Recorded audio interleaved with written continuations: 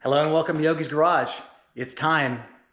We're finally ready to put the transmission and the engine back together on poor Olaf over here. As you know, my 2007 Audi A4 Quattro has been in intensive care for about 4 months, maybe a little bit longer, as I repaired the engine, resolved the low oil pressure problem, and then decided while I was in there to go ahead and dress the car back up with new parts like bearings and conrod bearings and new piston rings, things like that. Because again, while you're in there, this is your chance to get in there and replace some parts before you stuff the engine back in the car. So today's a special day because I have a visiting fellow YouTuber named Marshall, who his channel is Garage Time TV. His latest releases have been around Fiats, which are amazing little cars. And so check out his channel. He's got himself a beautiful Fiat. It's beautiful sky blue. And if you haven't checked it out, you should, because he restored the engine just like I did from the bottom up. And it's a very, very good, good series to watch. So check him out. So check a look at where we're at today. So I've got the engine hoist out, getting ready to stretch its legs and get the crane part up and around the engine so I can take it off of the engine stand. Other than that, this engine is ready to go. I've got all the wiring done. I have not connected these yet because I do still need to do a compression test after I get some oil into this car, and I want to prime the engine, so I don't want any spark. So I want to make sure that's taken care of. But hello and welcome to Yogi's Garage. I'm Yogi, and I have a special guest today. I have Marshall from Garage Time TV here with me to help me get this engine back together with its transmission, and hopefully, fingers crossed, start the process of getting the engine and the powertrain back into Olaf so I can get this car out of here and start on Project Pepper, which you'll know about in a future video. Be sure to click that link up above so you can see the intro video on that one. So again, Marshall, Garage Time TV has been around since when? You started about 6 months ago? Yeah, 6-7 months ago I started the channel, yeah. All right, so I know that you started with the Fiats. Yes. But what are your long-term goals for your channel? Yeah, so right now I'm working on a 1968 Fiat 850. It's a rear engine car, only produced for about 7-8 years. But long-term is just continually turning projects. So I won't be strictly just the Fiat. I may be moving on to other cars. I don't want to reveal too much because it's going to be exciting. Got to keep the suspense going. But yeah, so I'll always be working on cars that are 60s, 70s, trying to stay out of the emissions of the 80s. If you guys haven't seen his channel, be sure to check it out. He's got a really beautiful Fiat 850. Yep, 850 it's a Spider. Fiat yeah. 850 Spider. It's pretty rare. He's done a hell of a job rebuilding the engine from the bottom up. So be sure to check that out. But tell me a little bit about what your plans are without revealing too much. What's your next project going to be? Can you give us a little teaser on that? Let's just say it's going to be bigger. Okay. It's going to be bigger, but that's not saying a whole lot because the 850 is so small. But it'll be more family friendly. I guess it'll be a good teaser for that. That's a good one. That's a good one. So yeah, I don't want to say too much because if I give any better clues, then it kind of just blows the spills the beans, I guess. So we'll stay away from that. But yes, the projects are always coming. I'm always doing projects and things. I'm not always my own. So sometimes I'll go help you out with some projects maybe in the future again. Much appreciated. Sometimes I'll do videos on like my grandfather's El Camino. He has an 84 El Camino. I'll work on that for him sometimes, and we'll do videos and stuff like that. That would be a lot of fun in El Camino. Yeah, he wants to go to an electric fuel injection system, or electronic fuel injection system, and so we're kind of stockpiling all the parts to get that done for a video. There's no real deadline on that yet, but we're just kind of stockpiling for now while we work on that. Gotcha. Yep. So speaking of parts, are you having the same kind of trouble that I'm having as far as getting your supplies in because of the pandemic and the shortage of parts? Right, so for Fiat, there's only probably 3 or 4 big suppliers, and 2 of them just kind of merged together to make one. So it's been a little difficult. For the 850, there's only 1 supplier that I really have in the US that can ship domestically, and I usually get it within 4 to 5 days, which is pretty nice. But when it comes to Fiat, it's Italian, and as you know, Italy was one of the first countries to shut down for the pandemic. And so it took a little bit of time at the beginning, but now that things are starting to slowly come back to normal, we're able to get the parts a little bit faster and the quality is still there. So I have a little bit of delay, but it's not slowing me down for weeks on end. So. Well, you know, it's a good thing that your car isn't made of wood. Oh. Because if you had a wooden car, if we had wooden cars, they'd be worth millions of dollars. That's right. I'd sell it and I'd be done. I'd retire, I'd sell it, we're done. Yeah. So. Yeah, so for me, it's been a trouble with parts, and it's really interesting. This car is a 2007 A4, and the brackets for the engine mounts, the bolts for those, some of them have been discontinued, and they're not making them anymore. So I have to source them out, and sometimes even third party is discontinued, like FCP Euro and ECS tuning, places like that. I still can't get these bolts, so I may have to reuse some. And for the future owner of this car, I'm trying to avoid that. But you may get a strip bolt. But I'll put a smiley face on it so you know. Yeah. You know, you got one. Have fun with that. Yeah, have fun with that, exactly. In fact, I did that on this car when we first got it. It was just going to be brake job, oil filter, things like that. And one of the bolts for the lugs, one of the lug nuts was rusted real bad. Yeah. And I left it on there, and I put a little smiley face on the rotor itself to say, you know, sorry, this is all I got. It is what it is. Yeah, we've been there. I think we've all been there. Yeah. Yeah. So, well, you know, it's fun to work on cars. You know, I've been doing it. I've been working on cars for years, but nothing like at this level. I've never rebuilt an engine or done any of that kind of stuff. So, how did you get into working on cars? Was it something that you did with your dad, or what? So my dad was not very into cars mechanically. He enjoyed going to shows and looking at them, but he was never mechanically inclined or anything like that. He could definitely get his way around, but it wasn't rebuilding engines level. So in 2017, I got a 1978 124 Spider, and that was my first project car. I have never worked on a car a day in my life besides like an oil change. Right. Yeah. And, me too. Yeah. And so that was a long time project, and I learned a lot. I learned a lot of mistakes, as I'm sure you know. You just kind of have to go with it. And after getting through that project is what inspired me to get this 850 that I'm working on now on my channel. And so there's not a whole lot of information on the 850. So I decided, you know what, why not help somebody else? Because I know if I was in a position, I'd want somebody to share that information. So I put that out there so people have a resource for a car that's not hugely popular yet.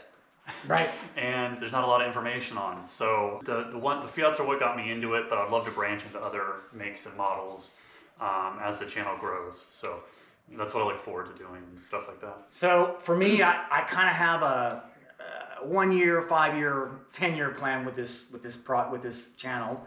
Hopefully I can make it to the 1 year and reach my goals. What are some of your long-term plans? Like, let me paint it this way. If your channel, and hopefully it will be very successful, what would be like your first ultimate rebuild that you would love to do? Oh, if it was up to me, man, ultimate rebuild. Oh, that's a lot of thinking. I know. You know, the dream for me is always to have a VW bus. That's always a dream for me. So, you know, a very basic air-cooled VW engine would be really cool for me to work on, especially because it lays flat, not vertical like ours, our vertical 4 cylinders. But I would also really like to work on, you know, like a late 50s, early 60s Chevy truck. You know, maybe like a small block Chevy. It's not anything glamorous. It's not a V12. Have you seen the prices of the Chevy trucks, folks? It's really that is my wife's dream, is to have like a Tiffany blue, like Apache or something like that. And so if I could get her something reliable, a good small block or even a big block, you know, give her just a little bit of power to have some fun on the weekends, that would be my ultimate ground up, full machining, full build job. So staying domestic with that, but yeah, you know, I like simple. I don't need anything crazy. I don't need nitrous and turbos and all that stuff. I'm cool with just cruising on the weekends, you know, going to get some barbecue or whatever, because that's what we do here in Texas. That's right. We get barbecue almost every Lots weekend. of barbecue, folks. So, and yeah, maybe that's the some goal. beer. So yeah, you know, so that's the ultimate long-term goal for like 10 years. Within 5 years, I'd love to be well over 1,000 subscribers where, you know, I can go to shows and I can talk to people like you and say, hey, you know, I remember that video from so long ago, and that was the first time I saw your channel, and just give the people to be able to connect to the cars, you know, because it's amazing how many people can come together through a car. Oh, my mom had one, and that's what I like about old cars is, you know, when I would go out in my 124, hey, my dad used to have one back in the day, and he used to tear it up in that thing. You know, Yeah. I get stopped quite often in that thing because you really don't see older Fiats, and so that's really what drew me to them. But yeah, long term would definitely be that Chevy truck for my wife. You know, but I got to do mine first. Oh, but okay. she's okay with it. Is she? But one day I'll get her truck. But yeah, that's long term for me. Well, you know, for me, it was, if you haven't seen my intro video, I kind of spell it out for my viewers, why I got into doing this. Mm-hmm. And if you haven't seen the video, be sure to click that link above where I talk about the pandemic and how it impacted me and why I decided to do that. And it kind of boiled down to what I said in the video, which is, what else are you going to do, right? You eventually will, during the pandemic, you'll eventually reach the end of the internet, is what I like to say. You've watched all of the Tiger King episodes. Oh, like twice over. Right. Yes. So, I mean, what else are you going to do? And that's what I'm finding out, is that the used car market is so hot right now because of the pandemic, and because that auto manufacturers have announced already that within the next 5 to 10 years, no more combustion engines. It's all going to be electric. So what you're witnessing here, folks, I think with this trend, there might be a slight correction in the market as far as the prices of cars, but it's going to go up, and it's going to continue to go up. So channels like what me and Marshall put together are going to help folks not only maintain supercars, because there's a lot of channels out there with supercars. Right, exactly.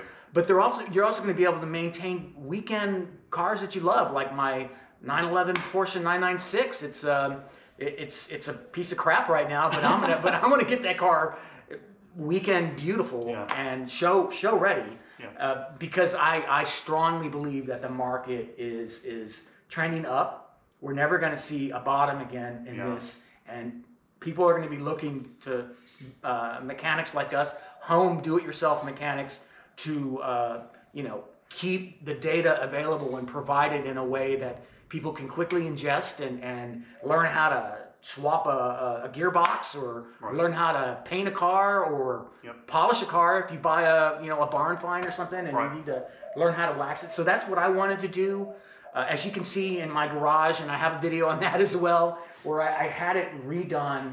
We did most of the work. We didn't do the floors in here, but we did all the painting and the cabinets we got from Home Depot and things like that. But I really wanted it to be a future where I could do more than just work on cars. Like what we talked about off camera, where you may want to go on a road trip and showcase your car. And that's why I started Yogi's Road Trips. And eventually I hope my channels will grow into Yogi's Travels, maybe Yogi's Home Improvements, things like that. Yeah, so absolutely. I think it's a great launching point. So tell me a little bit about how you fared with the, I don't know if anybody knows, for people who don't live in Texas, we had a pretty bad freeze, and it made international news, where a lot of people lost power, and we lost a lot of lives here in Texas because of the decisions that were made by our government, our state government. But anyway, how did you fare with that, and how did that impact your channel? Yeah, so the freeze did a number on my house with my wife and I. We had 7 pipes burst in our house. 7 pipes? 7, yep. Wow. We had 7. Our house was built in '86, I believe. So it was all copper pipes. And so we had 7 splits in our pipes, and we were staying with her sister, who's also local. And she had power and electricity, so that's why we went there. And I came back to visit my house after the roads had thawed a little bit to check on it. And I had a river coming out my front door. Oh, that's awful. So I opened the door, and there's just a wave of water. It hits you on the foot, and you just hear it coming out of the attic. One of my guest rooms, the ceiling collapsed in our master bathroom, same thing. All the blow-fill insulation had soaked it up like a sponge, and it got so heavy that it just collapsed it. So the water was running for several hours, because when we got our water bill, we used a whole month's worth of water in about 3 days. And so it was going for several hours. Did they compensate you, or did they waive it and say it was because you had to leave? Well, because luckily for us, for my wife and I, we weren't there the rest of the time because we couldn't live there. Right. And so we just turned the water off at the street, and so our bill is actually pretty consistent. It equalized. Right. Okay. The downside affecting my channel is there's big gaps in content right now, and that's just because I can't come out to my house right now and work on anything in the garage. Luckily, the garage wasn't affected. Just the main house was detached. But there's a little bit of gap right now, and I'm trying to do my best to get some stuff in between there, just so people know I'm still going, I promise. Yeah. And so as soon as the house is done, which should be about another 8 weeks, is what the contractor was telling us, we'll be able to move back in, and then content will be more frequent, every week, every other week, depending on what's coming in and how often I can get parts in and stuff. Well, as soon as I get a bay free, you're more than welcome to wrench in my garage. Well, I appreciate it. I got to get Olaf out of here. That's right. And well, all right. Well, it was great meeting you. Let's get to work. Absolutely. So the plan today, folks, is to the main goal is to bolt the bell housing or the transmission back to the engine. Unfortunately, I probably won't be able to stick it in the car because I am missing, as I mentioned, some bolts for the mounting bracket.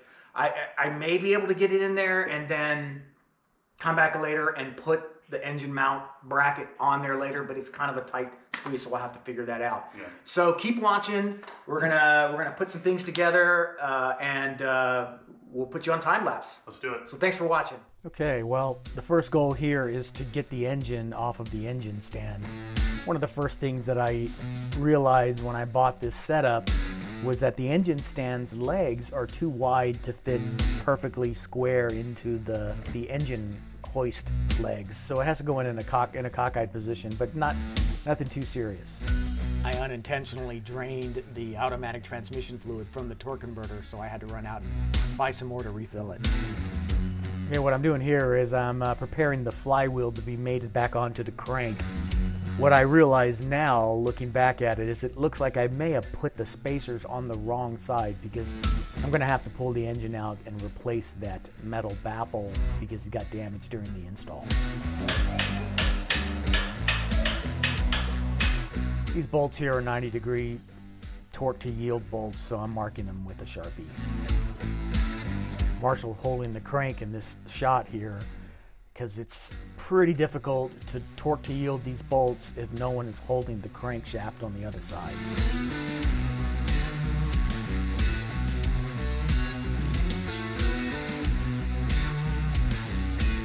Okay, this part's a little embarrassing. Neither one of our cameras was recording while we mated the bell housing to the engine block, but I assure you folks, there really wasn't anything exciting that you missed. It's two pieces of metal that go together with some bolts.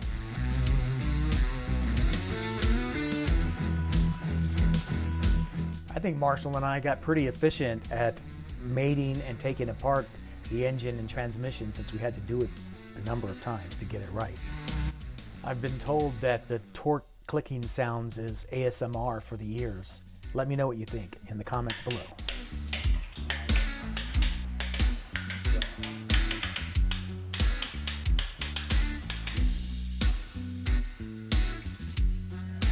So that's it, folks. We got the transmission together. It took a couple of chances or tries to get it together. The torque converter was not spinning the first time because we didn't have it all the way up against the ceiling flange or whatever you want to call it on the actual transmission itself. So we had to take it apart, and then we didn't line the bolts up the second time. So we had to take it apart, and then what was the third reason? We didn't put the brackets on. Yeah, the mounting brackets. The mounting brackets for the brackets. Every time we learn something. That's what counts. We learn something each time we get it. So that's how it goes. So we're master technicians now on transmission removals. We could get it off and on in like less than 3 minutes. That's right. We are that good now. It's great. All right. So that concludes Yogi's Garage. If you're not a member or if you haven't subscribed, be sure to hit that subscribe button and the bell icon. And again, check out Garage Time TV. They're awesome. And we'll see you next time on Yogi's Garage. Later. Give it a microphone, I make the microphone dead. Don't step to me, newbie, I could truly be moody. I could have played the bridge in the movies. I've been a part-time shadow cat, part-time. That is not a guy that I would ever want to try to battle rap. Snap, crackle, pop, mind fried to a crisp, make an MC into a wide-eyed lunatic.